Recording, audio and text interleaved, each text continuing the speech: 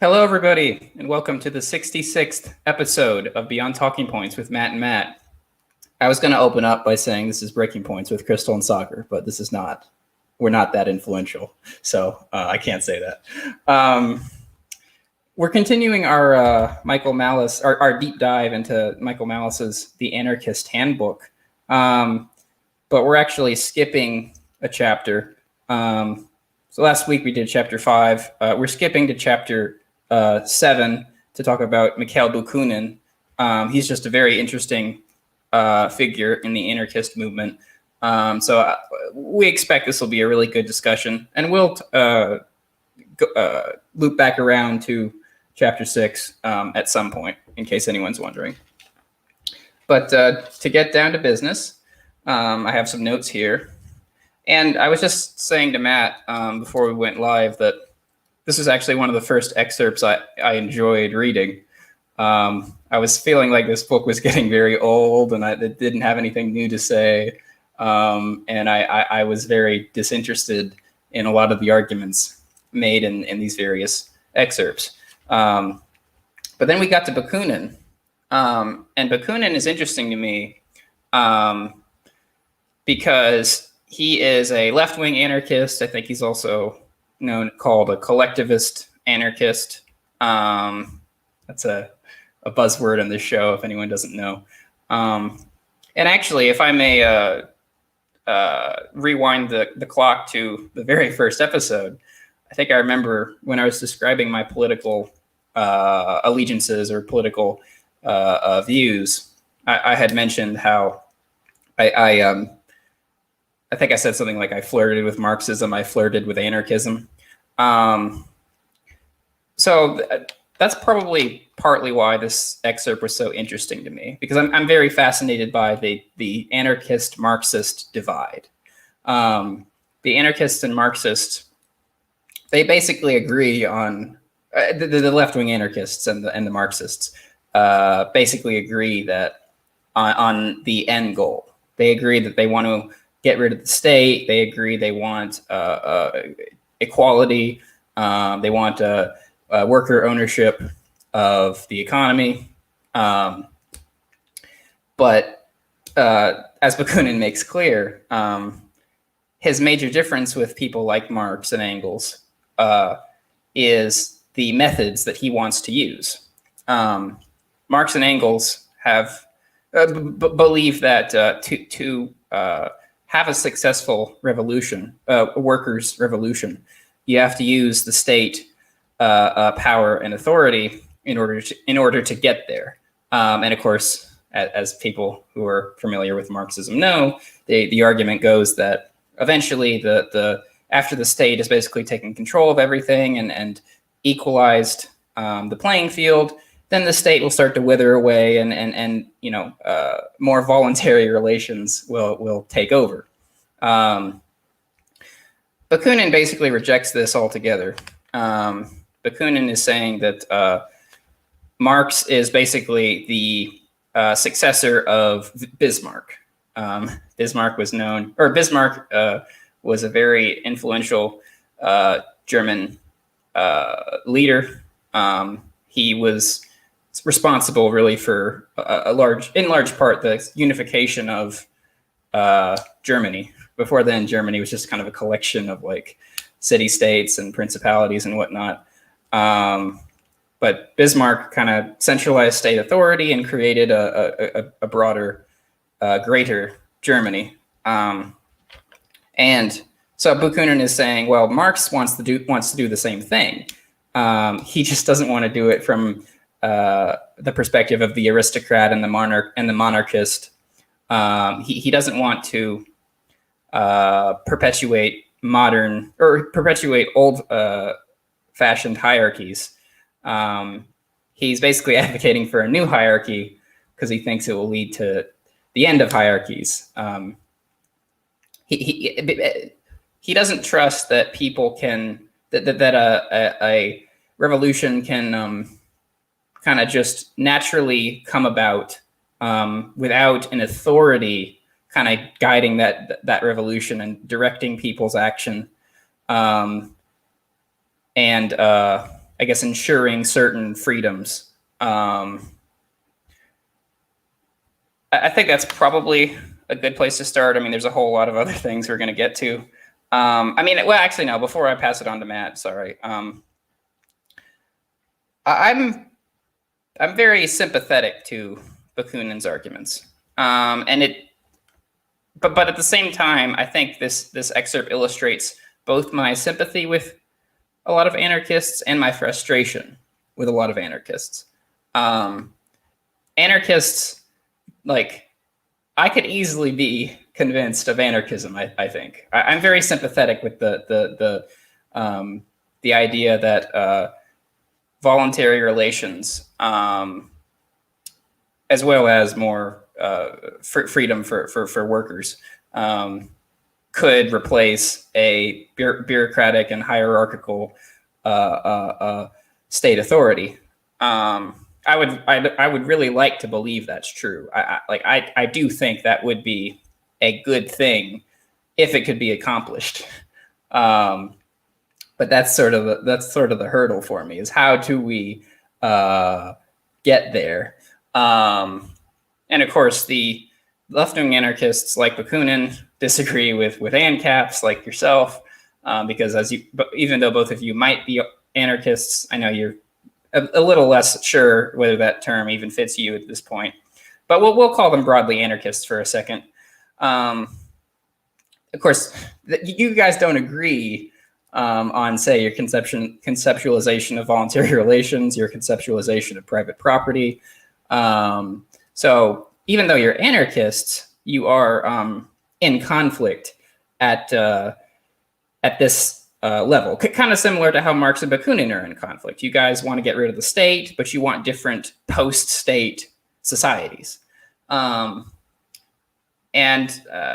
to add one more thing to this conversation, I was listening to, I'm going to go ahead. I'm going to call out your friend Archaic Skids. Maybe I shouldn't do that, but I'm going to anyway. I was listening to one of his episodes, and he just said something that was striking to me, because he was talking about, he was saying to his guest that when you abolish the Fed, that will definitely lead to an economic downturn or an economic crash. But he said it's okay because of short-term pain, long-term gain, or something to that effect. But that's in direct contrast with what Bakunin talks about in the very beginning of this excerpt. In the very beginning of this excerpt, Bakunin is saying there will have to be a transitionary period between the modern, I guess, nation state and anarchism. You can't just snap your fingers and get rid of the state right away, in Bakunin's view, because that would lead to a lot of negative consequences. And that's also another, I think, issue I have when I'm talking to anarchists. Even if I agree with anarchists that we should get past the state or get rid of the state, we need to figure out how to get rid of the state in such a way that doesn't just leave people out in the cold prematurely. I mean, when we have government shutdowns, for example, I mean, some people's lives are just totally put on hold. And I think that's an illustration of, I don't think you can snap your fingers and just get rid of the state and just have a completely painless transition. And if you want to have that transition, I do think you want to make that transition as painless as possible. So I threw a lot at you. I threw a lot at you, Matt. Take it in whatever direction you see fit. Yeah. So the last points you kind of laid out there about how we come about the end of the state, and I guess how to ease that, I think is something I think we should wrap around to the end of the episode, since that's, I think, the least directly tied to the piece. But I do have thoughts on that. But I would rather come back around to this. I'd rather talk about Bakunin a little bit and more of what is, I guess, directly in here. And that's more so just because I think I read this with obviously my ANCAP bend, and I think this would be an illuminating thing for people who are ANCAPs to read, because a lot of what Bakunin's saying isn't particularly objectionable in this piece. So there are things that Bakunin might disagree with me when push comes to shove. And based on these two pieces that are included in the Anarchist Handbook, I'm not quick to say that he and I would actually necessarily be in conflict about society. And that is mostly to say that because he's against the state, he's against certain type of enforcement mechanisms. And if those enforcement mechanisms don't exist, then I don't see why he and I could both live in a world pursuing completely different things. It's kind of how you and I have talked about how if you don't have a state, the difference between me and somebody who wants to live on a commune isn't really any different in the sense that we both have the right to pursue what we want to pursue. And they can pursue the society, their township, where everybody is equal in the way maybe ANCOMs stereotypically would believe it. And I wouldn't live in that society because that's not what I want. But it's not a problem because there's no centralized government and not either of our conceptions to go in and force the other one to live by that way. So I guess I'm saying that. I just wanted to note that, but that's not really the heart of this piece at all. This is just me kind of maybe assuming too much about him or assuming how I think that conversation plays out. Now, when we talk about Bakunin and Marx, I think that's the real key distinction. There's two big things at play that I think are worth addressing. And ironically, Bakunin agrees a lot with, I think, a Rothbard piece that is going to be in the Anarchist Handbook later. I'm pretty sure Anatomy of the State is in this is in the Anarchist Handbook. And Anatomy of the State is really about the parasitic nature of government. And Bakunin's real objection to Marx is, I don't want to use the state because the state is the most corrupting parasitic force. So it's not actually a real tool to get to the anarchy Bakunin wants. And I think it is just his conception of the state and his assessment of the malevolent nature of the state is what keeps him from being willing to agree with Marx. He's essentially saying Marx's idea of using the state to get to this ends is actually impossible because the state intrinsically perpetuates itself. So it seems like it's not that they disagree on the means necessarily. It's more of just like he doesn't even think that's a valid tool because he evaluates it in that way. And I think this is really interesting. I guess I think I mentioned before in a couple of past episodes that there's a lot of infighting in the libertarian movement about how to better orient, I guess, the United States towards liberty. And there are people who want to work in a caucus in the GOP. There are people who want to try to push the Libertarian Party. There are people who have all these views on how time preference plays into certain things and how that should relate to pursuing politics and if people should do Machiavellian things, all that stuff. But if you look at Bakunin's arguments in the context of that, it's really funny because Bakunin would say to all these libertarians who want to use the state and then work towards liberty, he would probably say something like, in the end, the state turns them into elites. They're going to perpetuate themselves because the state's goal is to exist, and it's not going to work in the direction you want it to work. And I think that's why Bakunin is really stamping out his place in opposition to Marx and saying this isn't even a tool we could consider. And I agree with Bakunin's general assessment, and in the long term, in a longer time horizon, I think he's definitely correct. But I don't know if I technically agree in the ultimate way that Bakunin puts it out, given the context. That's kind of where I'm standing there. But I kind of wanted to hear your thoughts about the way he kind of hates on the state, because you've said you use the word skeptical a lot. So historically in this podcast, you've been like, well, I'm skeptical of the state. I'm skeptical of a lot of things they do. I'm happy to criticize them. But he is saying like this is a quality that is endemic to the idea of authority ruling over one another. And the state is an authority in the end. So even if Marx and people like Marx are the leaders, the state as a force, that authority is corrupting. So even if the people are good people, they have to be corrupted. And this is kind of a critique too of the idea of a strongman, a benevolent strongman. It's like you can't have a benevolent strongman. You just can't because of the nature of the role. And I know you're not very sympathetic to the idea of benevolent strongmen. So I was kind of wondering what your thoughts on all of that would be in the context of Bakunin's arguments here. I mean, I think there's a complexity here that we need to unpack as in order for us to be thorough, because I mean, I'm willing to say that the state perpetuates itself.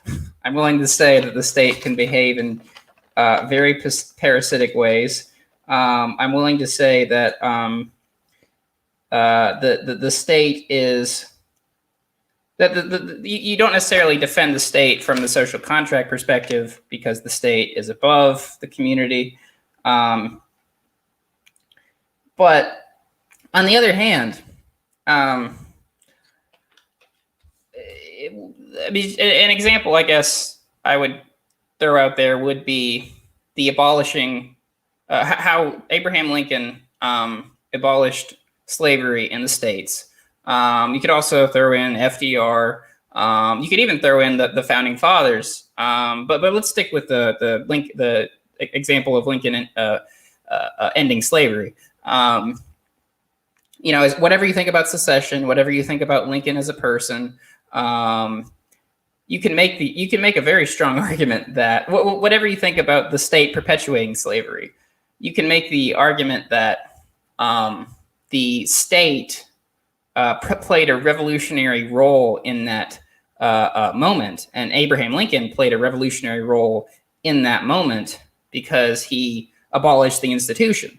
And I think I've said this in the podcast before. He didn't set out to do that as a politician. He personally detested slavery, but he didn't set out in his whole political career. He wasn't aiming right off the bat to end slavery. But after the Civil War broke out, after all this stuff, was thrown at him, he decided, okay, we're going to end this. We're going to end this debate once and for all. Now and then, of course, I was going to add something that wasn't useful to conversation. So I don't think we can dismiss the revolutionary potential of the state. But I think the question is whether that revolutionary potential outweighs its tendency to perpetuate itself, and its tendency to become bureaucratic to a fault. What's the issue? I think many people criticize the government, not even because they're anarchists, but because it's so bureaucratic. And even though it's a centralized power, it's also the bureaucracy makes it decentralized in a way which makes people's jobs more difficult, and it makes it harder on U.S. citizens, or just harder on the citizens of most industrialized countries. Because they have to go through all this paperwork, they have to jump through all these hoops, make all these phone calls. So that's why, I remember you bringing up how we had an argument a while back where I guess you called me a statist, and I was recoiling at that characterization. But that's why I'm glad you brought up how I've said I'm skeptical of the state and critical of the state, because I think what I was trying to get at when I was recoiling against that characterization isn't that it isn't that by textbook definition you could call me a statist. It's that I was objecting to the tendency of people to lump varying opinions into one label. So it's the whole point of this Anarchist Handbook is to show you that not all anarchists agree, and anarchism is a very broad ideology with many variations.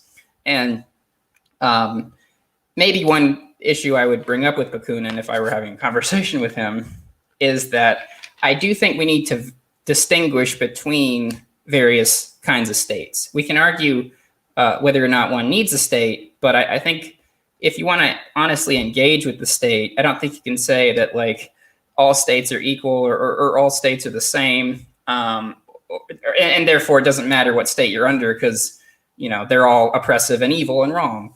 I'm only willing to in other words, I'm not even if I'm a statist, I'm a statist by circumstance, or I view it as the position of related to a necessary evil. As opposed to me saying, "Oh, I love the state, and I'll defend it to my death," and I advocate for it crushing anyone who I disagree with. Well, for the purposes of this conversation, I'm not particularly interested in litigating if you're a statist. We have that conversation off air all the time, and I'll reserve it for that because I don't think that's the productive route that I could take it. But I am going to note that there's a part in this section where Bakunin does give credit to democratic systems over authoritarian systems. I think he then proceeds to spell out, though, that democratic systems will get corrupted anyways because it's still he has the perpetual problem with authority. And even though I always kind of spell out that the problems are with government, he pretty much says everything I complain about, me personally, Matt, complain about with government, he ascribes to all authority. And then he just notes that the government is also a form of authority in the same way, which is why I think he really is trashing it. But I think the question that I would ask is something along the lines of, has a state ever dissolved itself without being in the position to where it had to? So you have collapsing states that choose to dissolve more or less because they're collapsing. You have ones that are being overthrown and lose their monopoly on violence, so they dissolve. But Bakunin's goal is saying, I want to live in a world with no state. And because he wants to live in a world with no state, I think he's acknowledging that because states perpetuate themselves, you can't use the state to get to a world with no state, because the state won't willingly dissolve itself unless you have something like a revolution. I think that's maybe one of the key things that I'm reading into Bakunin, or what I observed when I was reading it. So I don't know if you want to build on that or if I should wade into other territory. I think for the sake of conversation, I'm willing to concede that point. But then I'm faced with a question of, what do we do, or what do I do? That famous Lenin pamphlet, what is to be done? Excuse me, that was the Lenin pamphlet. What is to be done? And I don't want to. You wanted to save the how to get to X for the end of the conversation, but I'll just say here real quickly that. I at this point in my life, let's say, or in the current material and cultural circumstances that I find myself in, and my friends and family find themselves in. Excuse me. I'm not sure I'm willing to say, oh, we need to have a revolution tomorrow, because as despicable as the U.S. government may be and is, again, I think there's a question of the material harm that could be inflicted on most people if we just rise up against the state tomorrow. It's sort of a question of like, how effective would a revolution even be, and a question of like, cost benefit analysis, so to speak. And I kind of have come to the conclusion that the state overall leaves me alone.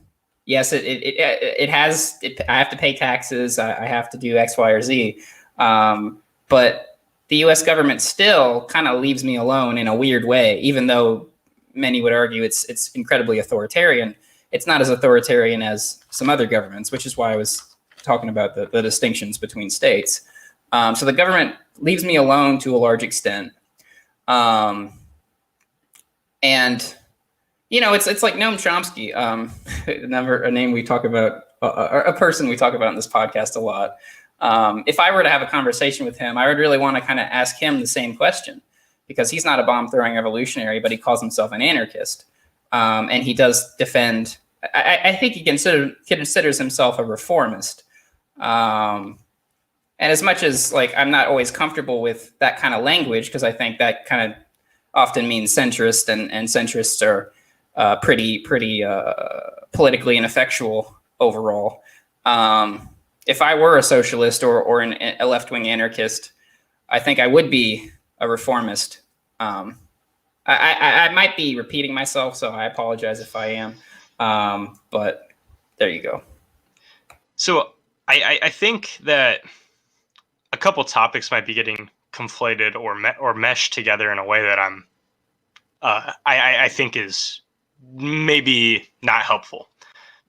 So I think what I'm trying to outline here is Bakunin is saying, I want a world with no state. How do I get to a world with no state? And he's like, well, I know all these things about the state authority, so using those things will not get me to my desired world. So I think it is not contradictory to hold that view and then simultaneously not go outside and throw bombs in the street. Because there are game theoretical reasons about your value in your own life and how much the state actually screws you, of why you'd be willing to die or not die for a cause, that are unrelated to the idea of, there's nothing to gain from using the state because it will perpetuate itself. So I don't think these thoughts are inconsistent. It just makes tactics awkward because then there is no real tactics.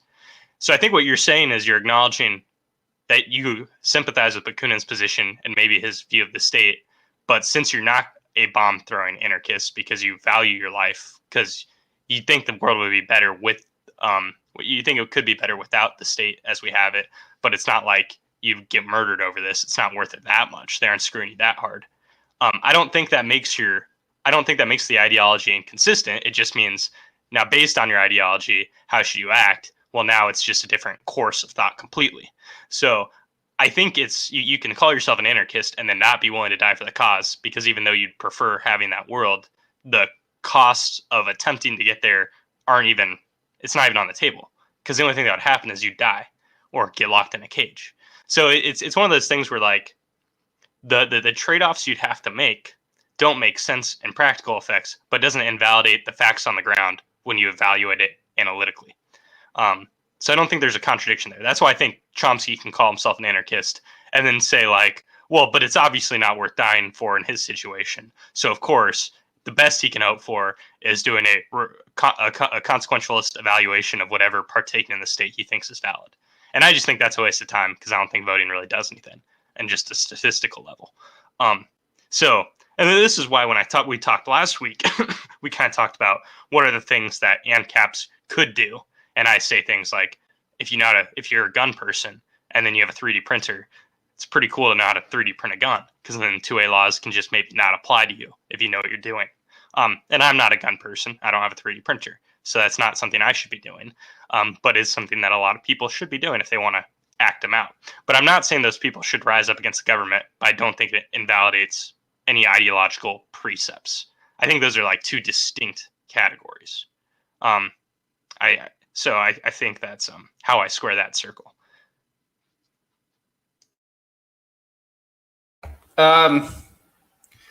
Okay, well, I think I do have to leave a certain part of that conversation to the end. So I'll move on then to, I'll just say this, I guess, and then move on. This is why you can characterize me, or someone could characterize me, if you pardon the philosophical mumbo jumbo, as a philosophical anarchist. Because if you look up the definition of a philosophical anarchist, all that means is a person who doesn't, by definition, consider the state's authority legitimate, which I don't. I don't think it's legitimate by definition that it's a state. I might defend it in this or that instance, but that's a calculation based on the moment. That's not me making a philosophical. That's not me writing a 3,000-page treatise on why you should submit to the state. Which at some level, I know we've had a lot of those conversations, and those conversations are fun and enjoyable. But at some level, I'm less interested in those conversations anymore, because I'm not sure there's much to be gained from those philosophical conversations, and I'm not even sure they make much practical effect in the real world. I think that all goes back to our episode on what's the view of talking about philosophy or politics, and like a lot of the stuff we discuss. And I think this is why I just hinted at by saying that, like, I consider myself an anarchist because I don't really think voting matters. So I'm not going to characterize myself based on what political party that has a feasible chance of victory could win, because I just don't think that matters. So because I don't think that matters, I'm more willing to identify with the actual abstract values I think are more pure, right? And that's why I'm not that offended by people like Tho Bishop, who consider themselves like the Mises caucus of the GOP, because some people get mad because, like, why are you a Republican when everything you stand for is essentially libertarian or ANCAP. And it's like, well, he's just saying I'm going to operate in the world of this paradigm, so I might as well identify myself that way. So I'm sympathetic to what you're saying. I don't think a lot of conversations necessarily do have practical purposes, though. So I don't think that's a important critique. That's why that's how I'm punching back to you. Now I did want to. I knew you were about to bring up something, but I want to bring up something because I think you'd like it, and I want to hopefully. I think I read something that I think might resonate with you more than me, so I want to hear your take on it. So this, I'm going to quote Bakunin real quick. He says, "The liberty of man consists solely in this, that he obeys natural laws which he has himself recognized them as such, and not because they've been externally imposed upon him by any extrinsic will whatsoever, divine or human, collective or individual." So this reminded me of when we were doing that whole episode with Keegan, when we talked about the bald dude. What's the bald dude? Foucault. Talked about Foucault, the guy who spoke French and made me read subtitles. That guy, Foucault. Foucault and Chomsky had a debate, and at one point, Chomsky is making some nuanced. He's trying to make a nuanced points about how things are legal if he feels like they're legal. But I think in essence, he was trying to get at kind of what Bakunin is trying to lay out there, where he's really saying like the ultimate freedom is abided by the natural laws, which are the laws that you are saying are real and not ones that other people tell you are real. And I thought this was like a more, I guess, better phrased version of what Chomsky was getting at in that debate. I don't know if you even caught that because it's like kind of only, it's a very minuscule part. But does that resonate with you at all? Because I read that and I kind of like, I still kind of am hesitant to give that a lot of credit because I'm just like, okay, sure. I think it might be what I believe. It's just a really weird way of saying it. So I kind of want to hear your reaction to that. I'm glad you brought that up, actually, because that's exactly what I was just about to bring up. And I'm going to connect that with another point he makes when he talks about how the state goes against a universal human morality. And actually, I think I'm probably less sympathetic to his appeal to the natural law than I used to be. And maybe that's just because I've had more conversations about kind of what it means to have a right, for example. And I'm someone who brings up the Enlightenment a lot and Enlightenment values a lot. But I suspect that that a lot of Enlightenment philosophers, and Bakunin is in this tradition in this sense, who bring up natural law to defend their characterization of human rights. I suspect that's actually one of the weaker arguments they could make, because I'm afraid when we have conversations about rights, it's always going to be a little arbitrary, and you're always going to be basing it on intuitions which aren't entirely justifiable, or you can't entirely, not necessarily that they're not justifiable, but you can't necessarily prove them with in any concrete, scientific, mathematical way.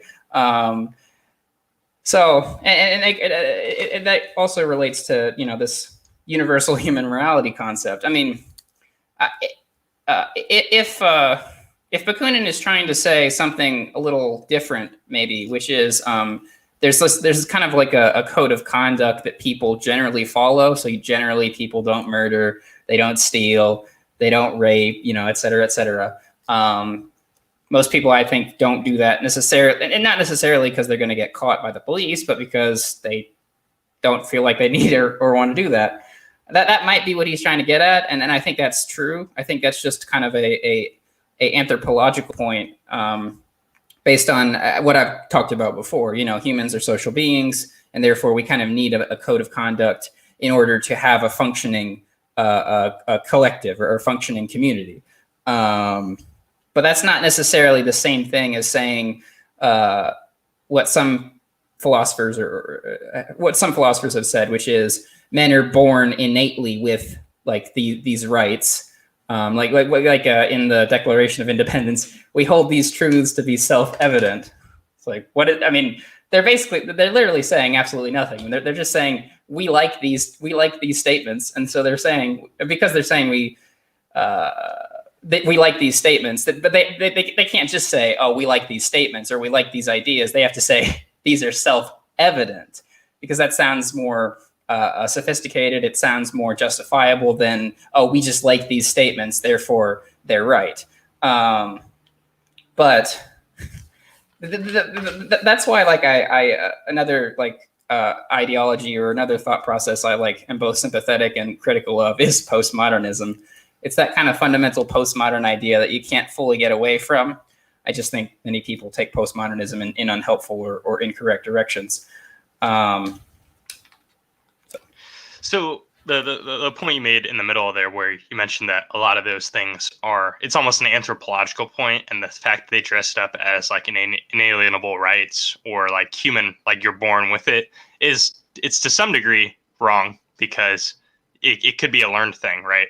So it could be like an evolutionary reason. There are all these reasons to talk about it, and to some degree, this harkens to these Sam Harris, Jordan Peterson debates that we've talked about like 4 different times, where Jordan Peterson will kind of say like, yeah, you're calling those inalienable rights, but like when you throw out the religion, you need to remember like it's not maybe these ideas weren't given to you by God, but it's like there's a reason why those are the things we talk about. There is like to some degree a relatively universal human ethic, and at least some degrees, right? If I was going to be like really broaden it out, there are some things that most people share intuitions on for the most part. And I think that's a point I try to make a lot when I defend Ancapistan and not needing a state. Because I think there are other ways we can punish each other besides with the state. And in general, there is this shared code of conduct. So I think that's just a point I wanted to throw in there. But yeah, I mean, I'm not one to really lean into the normative language. So I am hesitant to adopt the way that he's kind of saying it. But I still want to recognize that there's a hint of truth there. And I think that part's pretty valid. Yeah, I don't know if that was objectionable to you or not. No, I don't think that was objectionable at all. But I just think it illustrates maybe a lamentable fact or a disappointing fact that in human affairs there really just aren't a lot of you can't always. I guess to put it in like Bakunin's terms, that there isn't always an authority for you to appeal to other than your own reason or your own thought process, your own experience, yourself. Now, I don't think that invalidates collectivism, but I think it does point out that not only can you not necessarily not only should you not listen to or be the slaves of experts or be the slaves of anybody, let alone whether it is Dr. Fauci or Kyle Kalinske or your mom. It's like all these people, you might have different feelings towards them and different relationships with them, but none of them are so brilliant or so moral that you should automatically do what they say or believe what they're believe the ideas that they're putting forward, because of that innate infallibility, because of all our imperfections, and that's why I'm not like. I think when you hear a lot of like, if you listen to a lot of like leftist podcasts or like leftist news shows, well, actually I'll say Democrat podcasts and news shows to distinguish myself. You hear a lot of condescension, and Bakunin talks about this, like, oh, these scholars, these scientists, these politicians, they're condescending to you. They're saying you're a child. They're saying you're a fool. You don't know what you're gonna. You can't live a life on your own, and therefore you need the term is, I guess nowadays, the nanny state. You need the nanny state to take care of things because you're fundamentally worthless. Well, and if not worthless, then you're just again a child. And I reject that. I don't think we should talk down to people like that. And I don't think I'm, necessarily better or worse than any one person, except in terms of, say, and Bakunin talks about this too. He actually doesn't reject authority in its entirety. Now he might reject an authority that you wouldn't reject, perhaps, particularly in the economic sphere. But he does say, like, I'm going to go to the boot maker for to when I need a new pair of boots made. I'm going to go to the architect or the engineer if I need roads built. kind of like what I was arguing when we did our episodes, the first couple episodes on Michael Malice.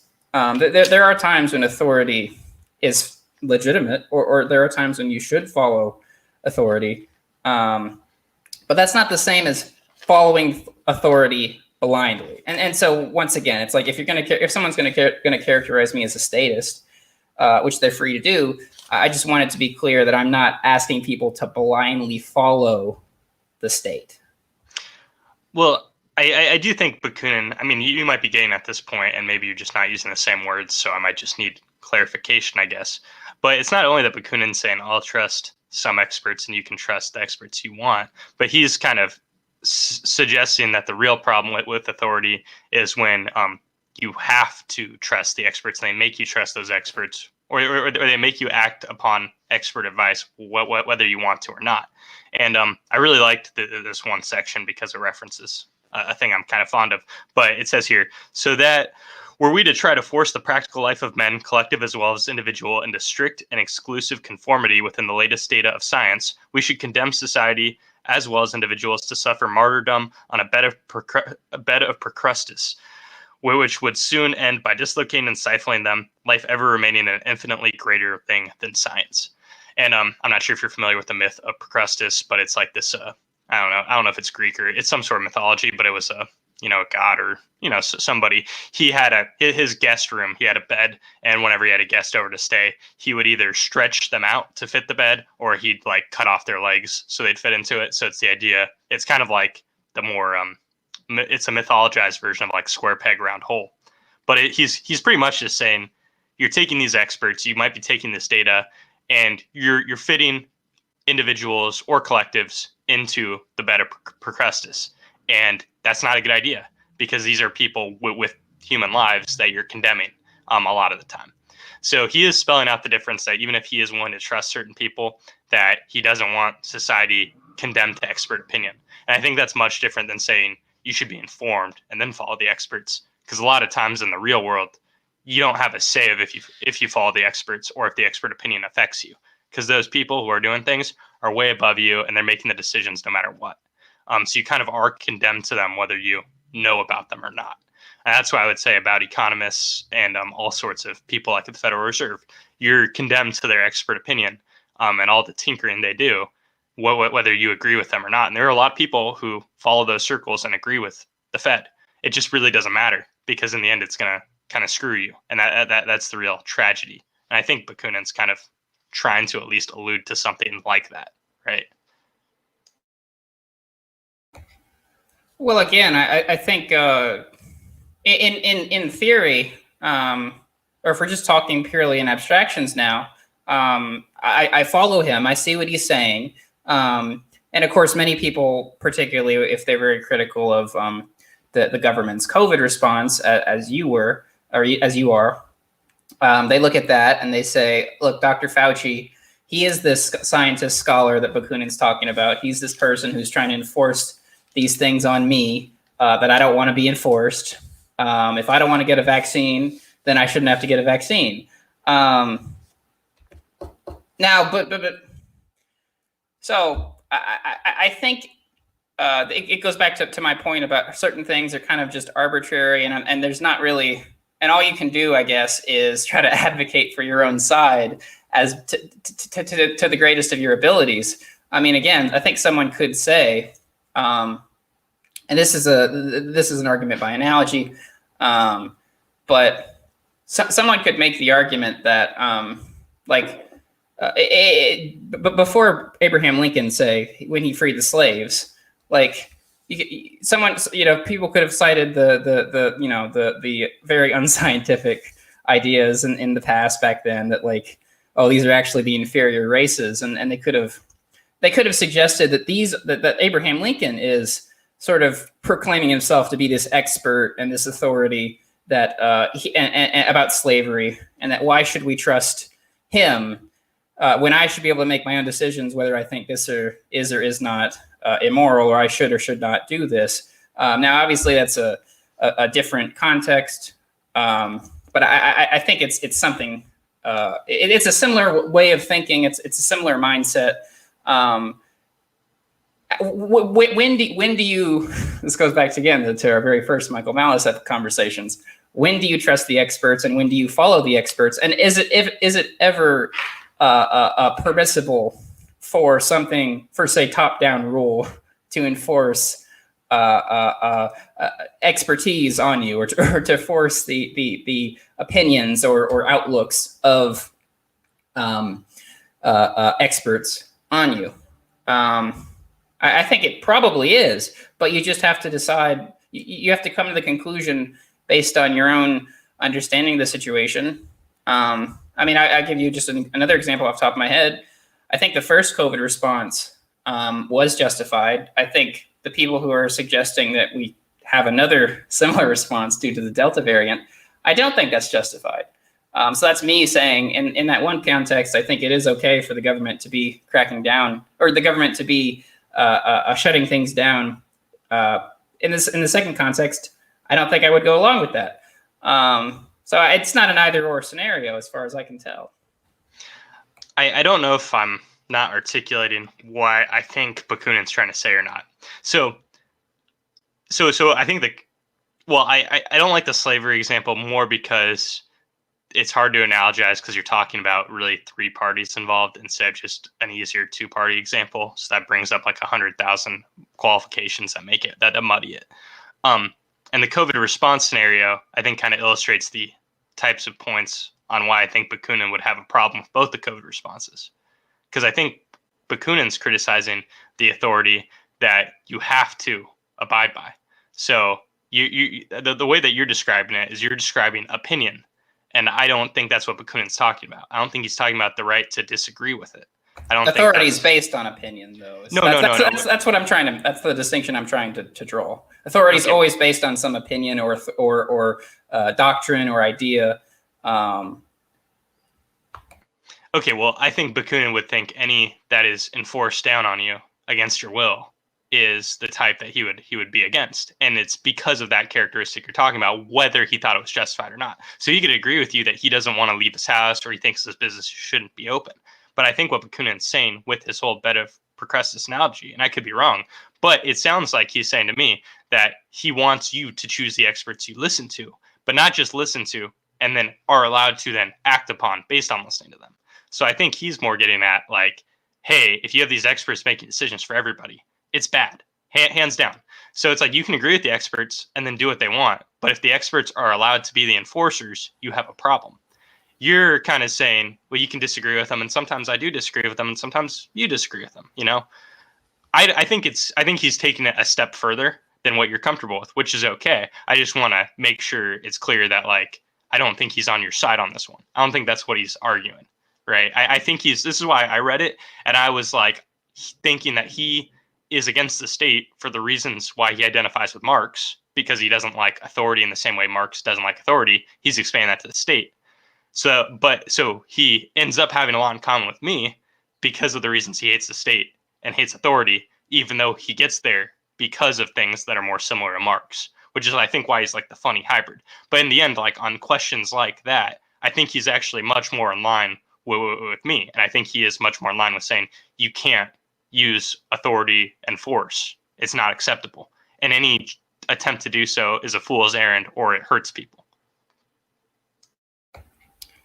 So I think this maybe gets to the other hurdle I have when it comes to anarchism, and that is I don't expect, and in fact, in some ways, I don't even want to be asked to make.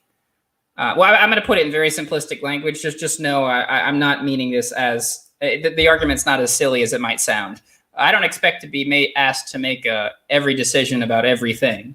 And when I say that, what I'm trying to say is, in fact, I expect, and this goes back to why I do more lean on the side of a collectivist way of thinking. If we have to think in those terms, there are times when the collective, I think, would have an authority over me, and I don't have any say in that. I don't think.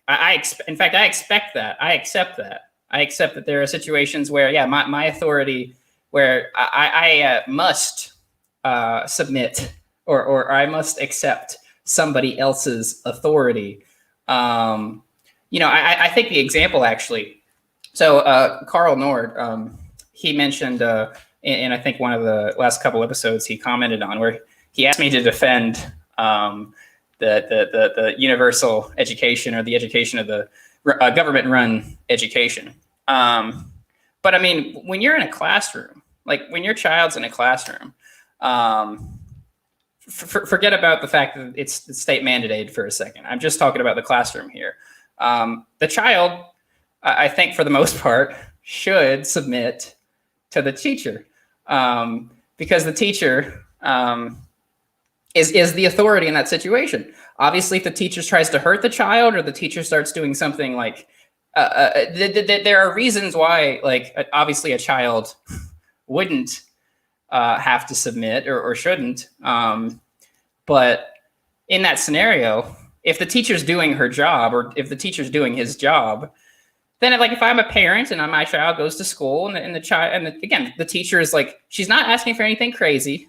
And again, I know this example can get bogged down because people hate education, hate the education system. But if the teacher's doing her job, if she's not being mean, not being cruel, she's not harming the children in any way, she's just trying to go through the lesson plan, she's trying to keep the children engaged and entertained and make sure they have a good time, then I would say to my son or daughter, yeah, listen to the teacher, do what she says. And if you feel like the teacher's harming you in some way, if you feel, threatened by the teacher, you talk to me, you talk to, the supervisor, the principal, like they're, don't just blindly submit. But in that scenario, if the teacher's being reasonable, I expect you to do what the teacher says. And so I know I'm always making arguments by analogy, which are generally not the strongest arguments one can make, but that's sort of my position or my outlook towards being a part of a collective. I am a poor ape in a collect with a bunch of other poor apes, and I don't expect to have a sovereign authority over myself. I expect to have sovereign authority over myself in a good deal of things, but not in everything, because I think that's when a collective breaks down. Well, now I feel like a moderate because I feel like that phrase, I feel like I should just write down and quote you on it. Definitely, like whenever you say anything, it's like, I don't expect to have a sovereign authority over myself. I feel like that's like the most radical thing that's ever been said on this podcast. I was feeling like an anarchist, and then you detailed the scenario, which I agreed with you. If I was like paying money to send my kid somewhere, I'd expect him to behave to and respect authority to the extent that, assuming the kid's not getting molested or whatever. Right. So it's like, okay, yeah, I accept that, which to some degree makes me acceptable of certain authority hierarchies. Right. But then you say that you feel that same way about being collective in a society because you don't feel like you should be the one ultimately making certain decisions in your life. And I was like repulsed a little bit by that. Certain decisions are key. Right. Certain decisions is the proper phrase. And I was still repulsed, even though I said it, even though it is certain decisions. I don't know. I just can't resonate with that. So I think, and maybe that's why I'm like closer to being an anarchist in that way. But I feel like I'm still not, because I feel like the reason why individualist anarchists are hated on is for the reason that we do think some authority is legitimate. But I still think significantly less are legitimate than you. So there is still a distinction. So maybe there are levels here that would have to, and this is the inevitable problem of labels. I think I hate individualist anarchists, not because they respect certain authority, but because I think they're taking the individualism to an extreme, which I think is impossible to get to.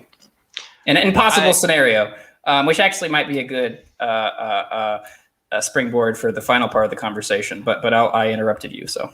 Yeah, I think that sentence you just said you should write down, and then you should write the 100 points you'd make to follow that up, and then we can go through each of them and decide if they're unreasonable or not in a future episode. I'd love to do that. I think ANCAPs take it too far for these reasons, and then I address why each of them aren't a big deal. I would love to do that sometime. Okay, but you want to talk about snapping our fingers to end the state. I have a point that is somewhat anticlimactic on this, and I think it's a point that is not particularly philosophical, and I think it undermines any philosophical point. So I'm going to make it and make you deal with it. if like let's go back to the Federal Reserve as the example you brought up earlier in the show. If somebody said, yeah, the Federal Reserve, the second it ends, you have all this chaos, but it's worth it because the current system's broken and you have to rebound from that high. Well, if you say something along the lines of, why do we have to deal with this shock that will cause all this damage? We shouldn't have to deal with it. I would say something along the lines of, that is the only way to get rid of these institutions because that's how markets work and that's how humans work. So unless you had a great deal of planning, people agreeing with you in on a scheme that was essentially a conspiracy to slowly unwind it, it would happen simultaneously because that's how markets work.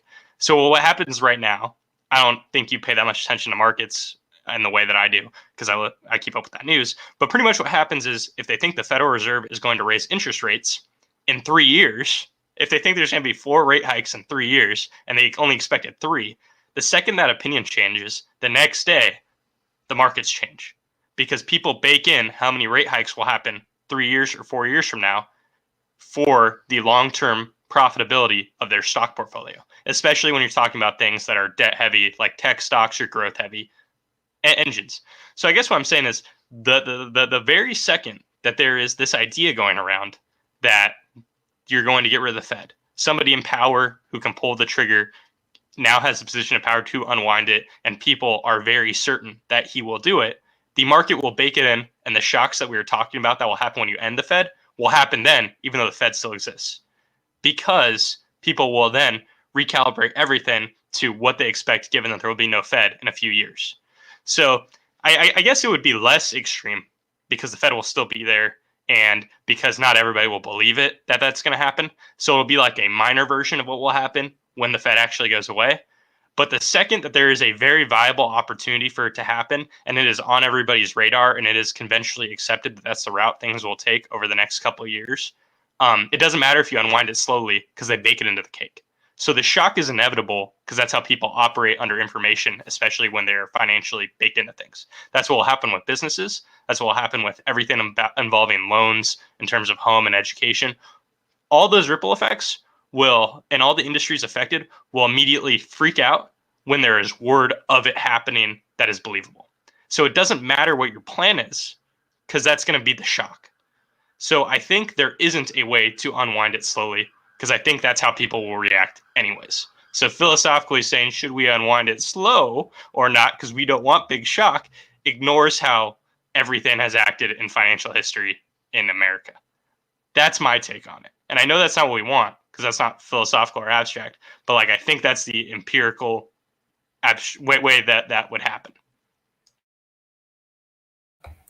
No, I think I've been trying to get away from the philosophy this whole conversation, actually. So I appreciate that deep dive into, or that dive into kind of financial and economic incentives and the behavior associated with those incentives. I guess it was interesting to me. I know your friend isn't listening to this, but if he is, I'm not trying to be a jerk. I was just, you said an interesting statement. That's why I was going off on it. But the reason that this statement was interesting to me, I guess, was not for the reasons you laid out, which I didn't think about at the time. But with this idea that with a lot of change, people are like, I think a lot of people are more cynical or callous maybe than we want to admit. I think we're all willing to do things that maybe in our strict moral code, someone would say are immoral, but then but then the argument is, well, but that's actually a long-term gain here, so this is why we should do this, which I guess is my way of saying most people are secret consequentialists. And aspiring to or talking about these deontological rules which we have to follow is not really how a lot of people view these things. I mean, Marx, if Marx were here, I'm sure he would say that a violent revolution, although that would lead to the massive loss of human life, or it would lead to human life, the loss of human life to, 1 degree or another. He would say, yeah, but no, that's a necessary evil, or it's necessary and it's good in the sense that it's going to lead to or he thinks it's going to lead to this better society. And so if you make the argument that, yeah, well, if the Fed disappears tomorrow, it's going to lead to this economic crash, but which is just, but if you're still saying, but that's still good because of what's going to follow it, then it's like, we're going beyond morality, I think, in a way which actually is helpful. You know, I think a lot of these conversations, they get bogged down in sort of this old-fashioned, almost Christian morality, which isn't helpful when we're really trying to think about difficult moral and political issues. So the example I would kind of give, which is not related to anything we've been talking about, but one of the reasons I'm pro-choice is because I think most of the pro-life arguments are based on antiquated Christian morality, which I don't think is a legitimate way to go about life. So that's kind of similar to, I guess, my how I want to approach a lot of these conversations. Or how I'm beginning to approach a lot of these conversations we have. I'm less interested in appealing to moral precepts in the abstract, and I'm more interested in thinking about, to the best of our ability, what can be done in the here and now, and how could we get somewhere else that's not here and now that we think is better. So at some level, it's like if we were going to have a conversation on healthcare, I'm less interested in giving you my philosophical justification for why the state should be allowed to do that. And I'm more interested in saying, well, for these empirical reasons, that's why I want universal healthcare, because I think it would help people. And you don't, of course. Yeah, I'm game with that. I mean, I thought I was profound when I was in college and learned about deontology and consequentialism. And I kind of I have a good time flowing between them, where I don't feel like I need to spell out certain things because I think I get it across well, maybe I don't. So I guess what I would say is and ought is obviously a distinction. Now I think like this is why I kind of give a hard time to the non-aggression principle, but I think the non-aggression principle is the best deontological tool of identifying when something is moral or not. I just think it is. I think it's the best tool of deciding if something's moral. Now, this is the whole thing where Sam Harris has this whole thing on lying, and he pretty much said he practiced radical honesty for a while. But there's this whole idea that like if a dude with an axe he knocks on your door and he says, "Hey, where's your wife? I'm going to decapitate with her with this axe," and she's in the next room in the kitchen, and you say, "Oh, she's actually at a Food for Less right now. You should go to Food for Less. That's 2 miles away," because you don't want your wife to get decapitated. So it's like, well, obviously, you can accept that line breaks whatever moral code you have, yet you're still going to lie in those situations, and obviously you should. I don't think that morality and action are tied in the same way that very obtuse thinkers would imply it is.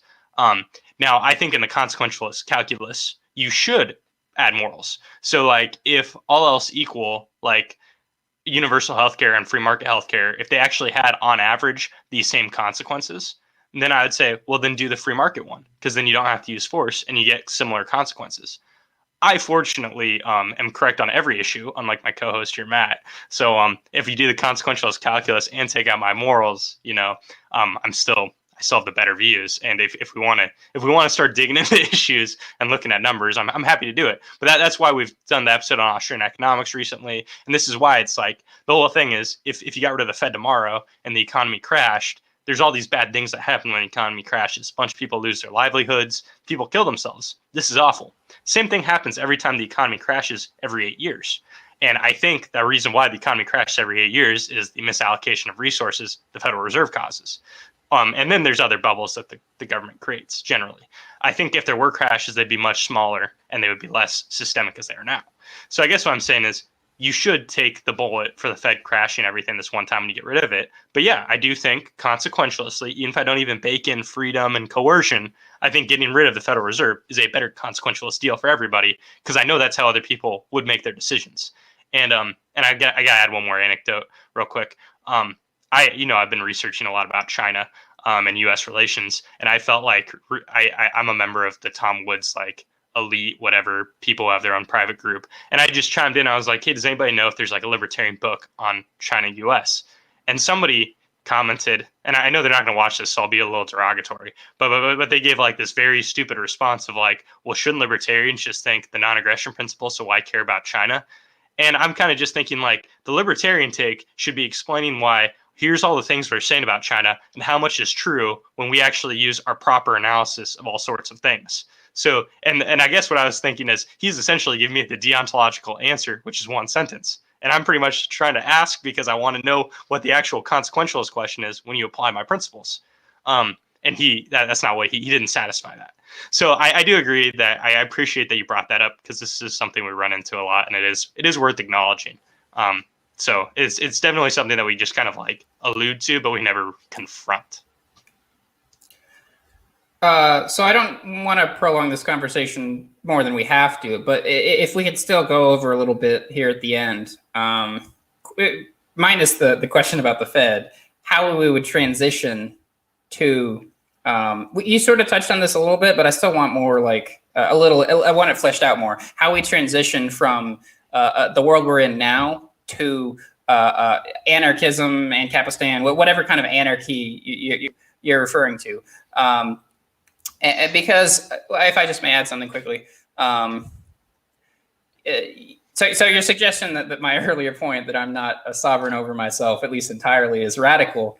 I want you to be right, and I want you to prove me wrong. But I'm afraid my careful analysis of history proves me right. I don't want to be right, but I don't think I'm free in the way that maybe an anarchist wants me to be free. And I might even want that kind of freedom like the anarchist does, but I'm worried that it is a kind of freedom which is just beyond our capacity, even with our moral code that is either learned or innate. I'm not sure which. I don't really care.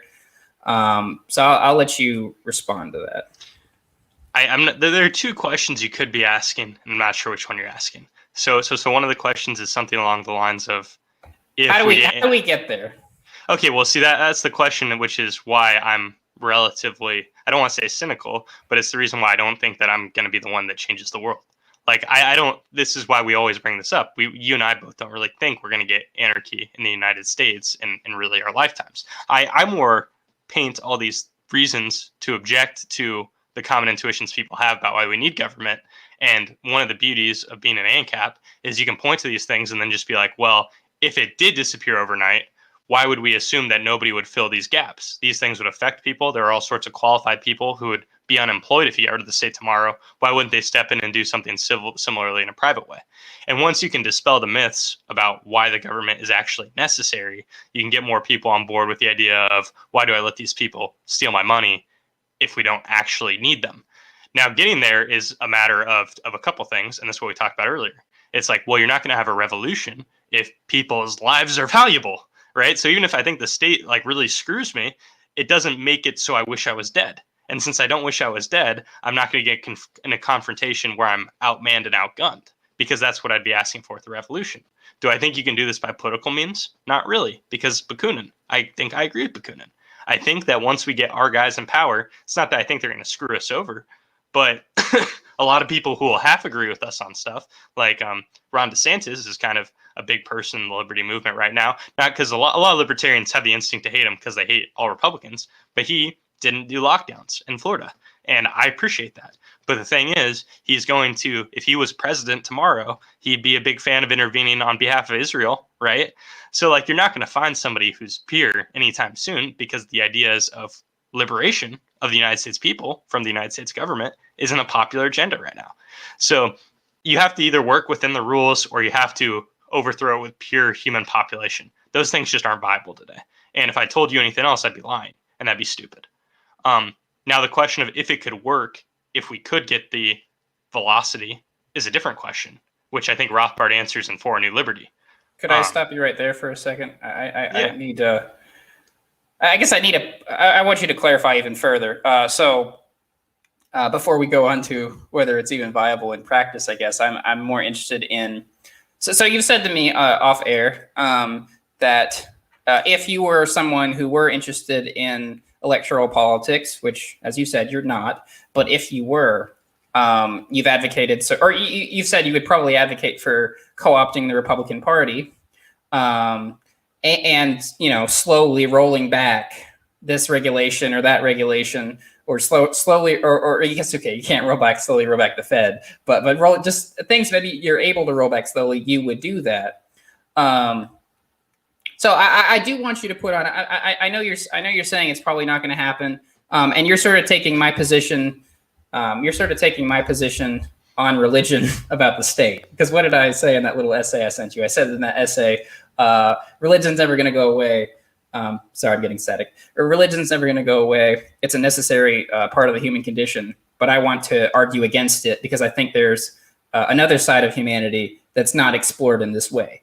So I hear you saying something similar, which is, maybe the state's not going to go away anytime soon, if at all. But I want to consciousness raise. I at least want people to think about the possibility that the state does not have to be here. So I truly want you to put on your say politician cap, and if you had to give an answer as to at least a starting point for getting to anarchy, what would that be?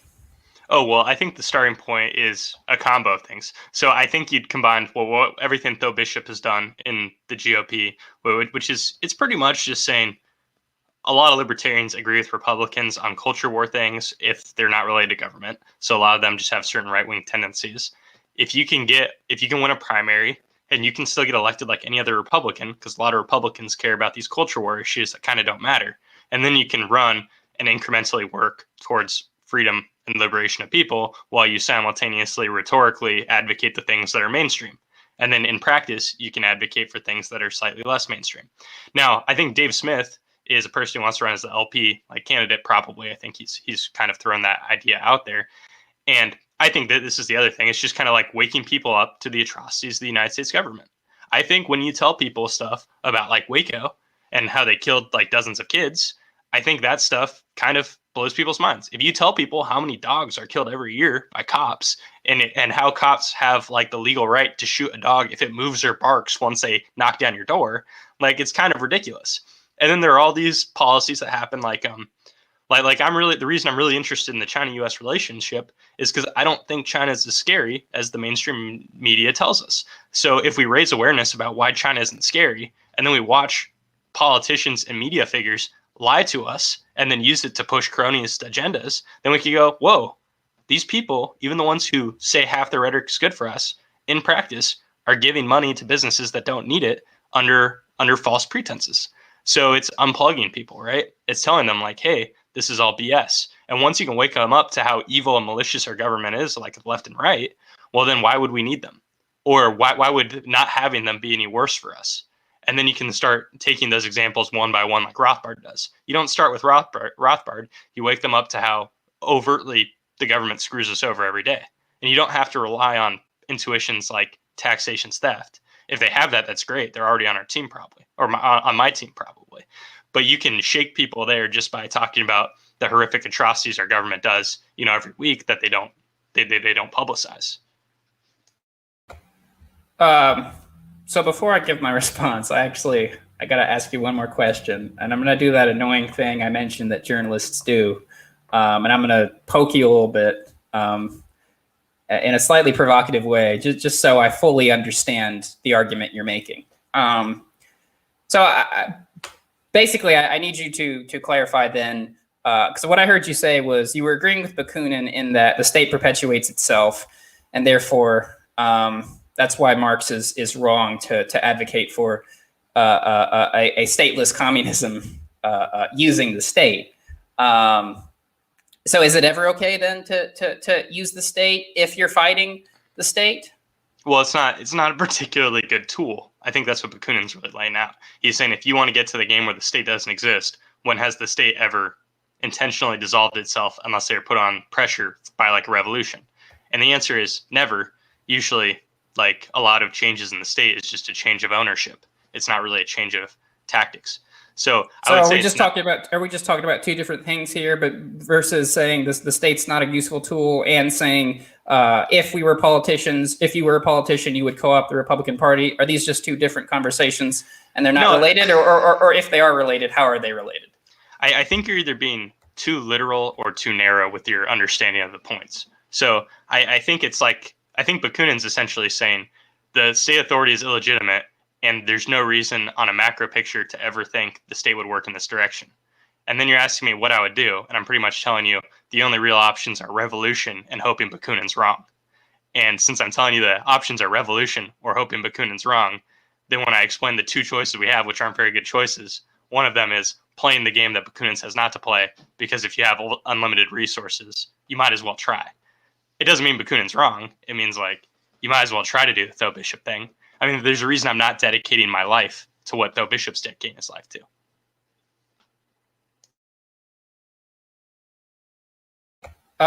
Yeah, I think that's I think we're gonna have to agree to disagree on that. I won't push you any farther. I'm still a little confused, though. I'll be honest. But so I guess I'll give my brief response to what you said, and if we want to talk about anything else, we can, and then we can wrap up. I guess I'm at a point in my life where when I'm listening to politics or hearing people talk about political conversations, and I think I said something similar to this when we did our episode on whether talking about politics even matters. I think I'm tired of being that guy who stays in his room all the time and thinks about politics from an academic standpoint. At some level, I think that's even if that's fun for me, it's probably missing the point. And it kind of goes back to Bakunin's criticisms of people like taking of scientists and scholars and academics being unquestionable authorities. So it in other words, the reason champagne socialist or similar terms are insults is because the accusation is, oh, these people are advocating for socialism or advocating for working class rights, even though they don't even know about or care about the working class. And so I guess what I'm saying is I want to put my money where my mouth is, and I want to actually advocate for things that might help the working class. Now you sort of have to, I guess, begin from a theoretical standpoint so you know what you stand for. But then I think at some point, unless you're just acting as an academic or a podcaster, I think one does want to throw one's hat in the ring, not necessarily as a politician. I don't want to be a politician. I wouldn't be good at that. But I think maybe getting involved in some kind of activism is something worthwhile or could be beneficial. So you could be helping people in ways that don't involve running for office. And so when we're talking about anarchism or how to get to anarchism, I guess what I first want to figure out, and of course this is kind of, I guess the third major hurdle I've brought up, because this is it's hard to parse this out sometimes. But what I first want to figure out is, what can I do in the here and now to help my fellow creatures? What can I do in the here and now to make the U.S. a better, what I think is a better country? Some people won't agree with my where I want to get, and of course we have those discussions, we have those battles, we have those fights. But I know I'm repeating myself here, but I think I remember specifically saying in the episode I mentioned earlier that on politics, debating whether politics matters or not. I said Marx was right when he said philosophers have only interpreted the world. The point, however, is to change it. And I guess almost what I see anarchists as is those philosophers that are interpreting the world, that are saying, yeah, the state's evil, coercion's evil. But what I really want, and maybe people aren't able or willing to give this, but I really want would be someone to sit down with me, or just someone have a conversation with me and really show me, well, okay, what do I do to fight for this? How do we get from abstract academic conversations to actual tangible effects. Now, Jordan Peterson, the man, the myth, the legend who haunts my dreams at night, he of course makes the argument. Well, he would be like, "Stop right there, Bucko." That's I can't do his accent, but he would like stop me right there because he'd be like, "Matthew, hold on. You don't know enough about economics or politics to change the world. In fact, the issue with people who want to change the world is they think they're smarter than they are, and therefore you have to." Like the Bolsheviks thought they were smarter than they were, and therefore they led to the gulags, and they ruined their country for themselves and their countrymen.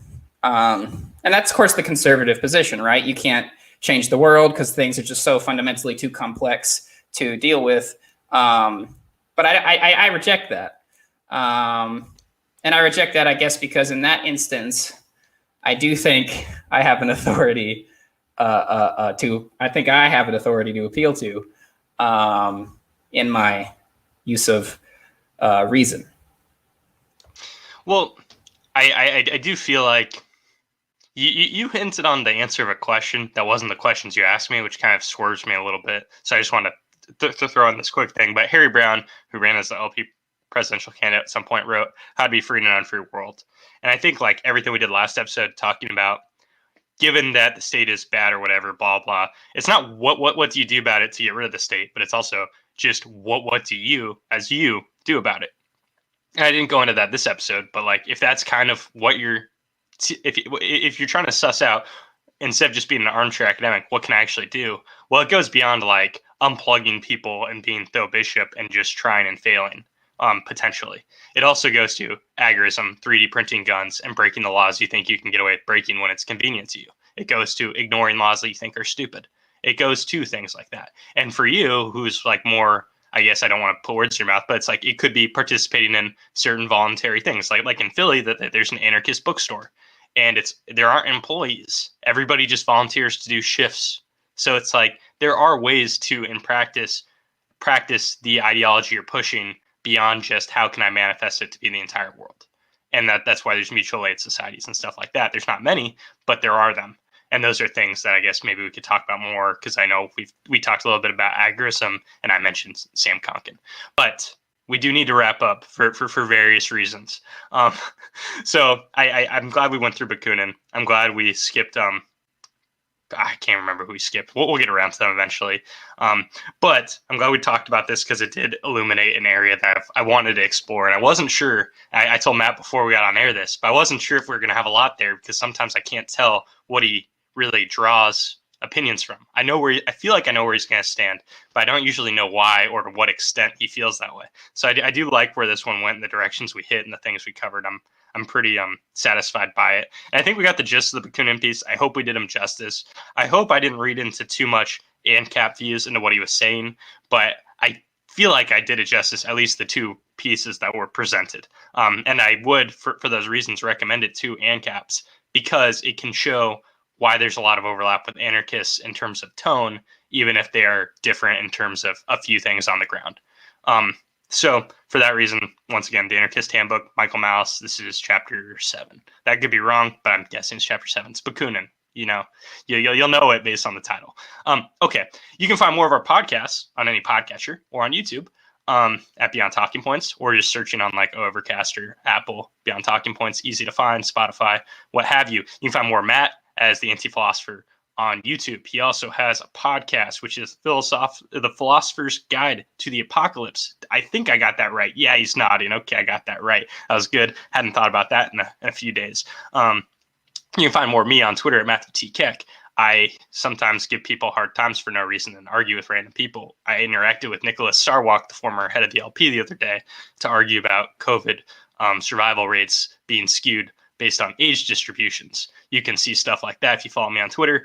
You can also find other rants I've done in the past at the Obey Podcast or on the Obey Podcast YouTube channel. But for now, that's how you can find us. So signing off, Matt, thank you.